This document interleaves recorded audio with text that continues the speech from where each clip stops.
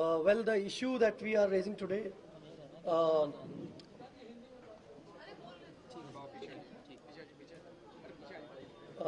is a very serious issue of financial irregularity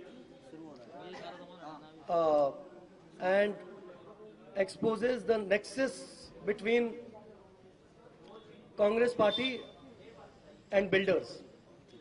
It exposes the typical politician builder nexus. Uh, the scam is worth 1,000 crore rupees. 1,000 crore रुपए का ये scam है और ये scam DDA में हुआ है जब माकन साहब अर्बन डेवलपमेंट मिनिस्टर थे। माकन साहब की मिनिस्टरशिप में अर्बन डेवलपमेंट मिनिस्ट्री में ये 1,000 करोड़ रुपए का स्कैम हुआ है और ये दिखाता है ये स्कैम कि हर डिपार्टमेंट में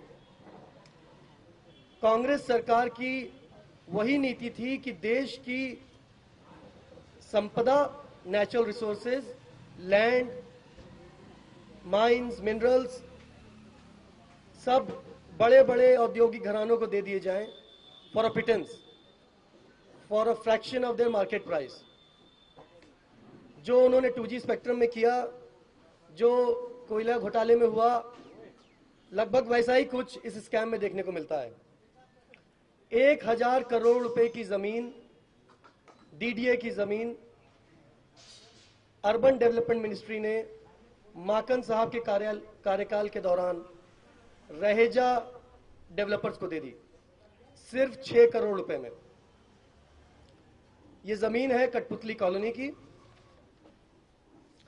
और जो हमारे पास डॉक्यूमेंट्स हैं वो खुद डीडीए के डॉक्यूमेंट्स हैं और ये जो 1,000 करोड़ की फिगर है वो डीडीए के इंटरनल कैलकुलेशंस, डीडीए के इंटरनल डॉक्यूमेंट्स पर आधारित है।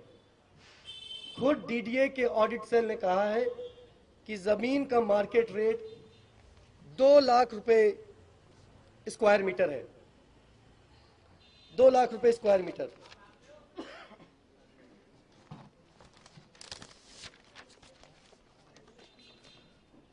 कुल जमीन जो रहेजा को दी गई है वो 17,500 स्क्वायर मीटर दी गई है।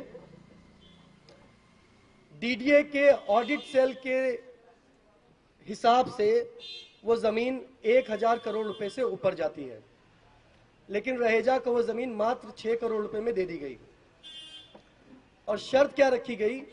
सिर्फ इतनी सी कि वहां पर रहेजा 2,800 फ्लैट, छोटे छोटे फ्लैट, बहुत ही छोटे छोटे EWS कैटेगरी के फ्लैट बनाएंगे और वहां पर कठपुतली कॉलोनी के लोगों को बसा देंगे।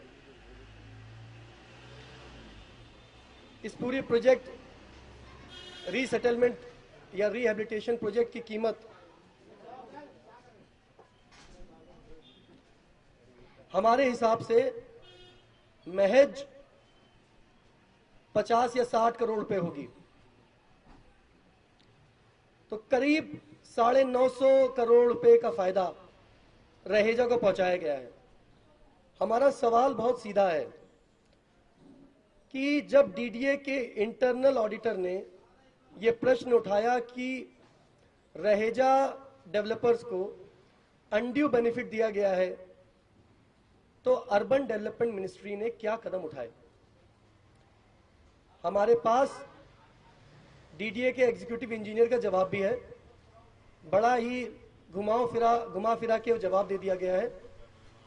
किसी भी सवाल का स्पष्ट तरीके से जवाब नहीं दिया गया है। वो दोनों चिट्ठियां आप लोगों को थोड़ी देर में मिल जाएंगी, ऑडिट रिपोर्ट और उस पर एग्जीक्यूटिव इंजीनियर का जवाब, लेकिन उसके आगे कोई कार्रवाई नहीं हुई। हमारा सवाल यह है कि जब डीडीए के ऑडिट सेल खुद कह रहा है कि अनड्यू फेवर दिया गया है बिल्डर को, तो उस पर आगे कार्रवाई क्यों नहीं हुई? 1,000 करोड़ रुपए की जमीन मात्र 6 करोड़ रुपए में क्यों दे दी गई? हमारा सवाल यह भी है, is there a connection between Maken and Raheja? And if there is one, then what is the nature of that connection? एक बड़ा ही गंभीर सवाल है देश के सामने आज कांग्रेस ने मैनिफेस्टो अपना रिलीज किया है और मैनिफेस्टो में कांग्रेस ने कहा है कि वो सभी झुग्गी झोपड़ियों को हटाकर उनको रीसेटल कर देंगे, रिहेबिलिटेट कर देंगे। क्योंकि पिछले चुनाव में झुग्गी झोपड़ी के गरीब लोगों ने भारी मात्रा में आम आदमी पार्टी का समर्थन किया।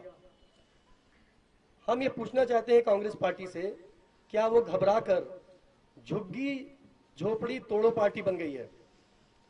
क्या झुग्गी झोपड़ी में रहने वाले लोगों का कोई हक नहीं है? उनकी बुनियादी जरूरतों को पूरा करने के लिए कांग्रेस की क्या नीति है? इस पर हम कांग्रेस से सवाल कर रहे हैं। सिर्फ क्या वो झुग्गी झोपड़ियों को तोड़कर बड़े बड़े बिल्डरों को फ्री में जमीन दे देंगे और झुग्गी झोपड़ी वालों के कोई अधिकार उनको नहीं दिए जाएंगे? मैं आज रात कठपुतली कॉलोनी में बिताऊंगा। मेरा माखन जी से निवेदन है कि वो मेरे साथ कठपुतली कॉलोनी में आकर एक रात बिताएं और देखें कि उनकी लोकसभा में 3,500 परिवार किस तरह नर्क की जिंदगी जी रहे हैं।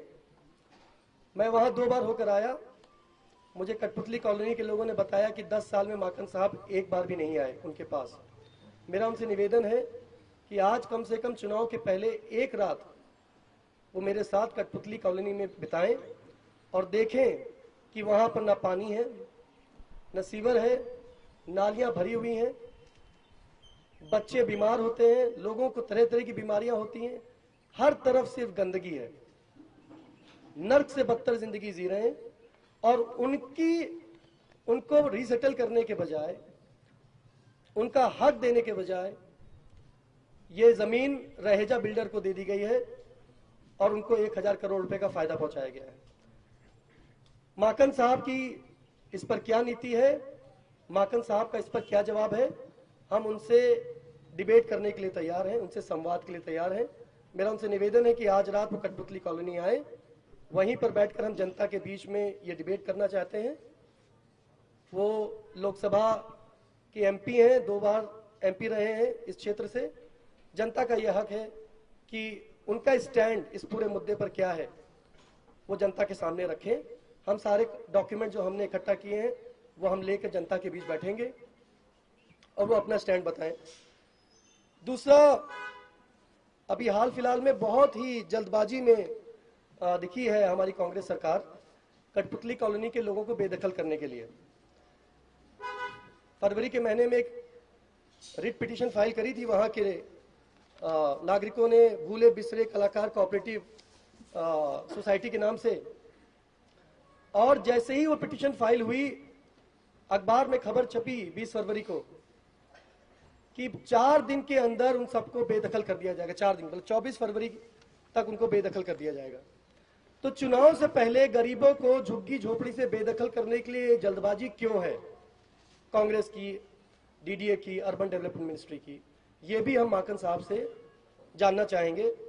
और ये भी जानना चाहेंगे कि जब उनकी मिनिस्ट्री ने बताया इंटरनली कि ये जमीन एक तरीके से मुफ्त में दे दी गई है, तो उस पर क्या कार्रवाई हुई?